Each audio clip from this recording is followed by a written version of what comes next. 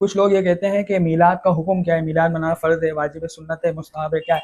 तो भाई मीलाद मनाना अच्छी नीयत के साथ अगर मीलाद मनाया जाए तो ये मुस्तहब अमल है, फ़र्ज़ वाजिब नहीं है। हमने इसको कभी भी फ़र्ज़ वाजिब नहीं कहा। अगर कोई शख्स मीलाद नहीं मनाता, 12 रबीउल अव्वल वाले दिन कोई शख्स छुट्टी एंजॉय करता है, नमाज़ पढ़ता है और अपने घर पे आके सोया रहता है, किसी ने घर पे झंडा भी नहीं लगाया, लाइट भी नहीं लगाई और किसी भी तरीके से वो मीलाद सेलिब्रेट नहीं करता, तो हम उस पर किसी किस्म की उंगली नहीं उठाएंगे। उसको ये नहीं कहेंगे कि तुझे इश्क रसूल नहीं है, तू आशिक रसूल नहीं है, या कुछ भी उस पर इल्ज़ाम नहीं लगाएंगे हम ये कहते हैं कि मीलाद मनाना एक मुस्तहब अमल है।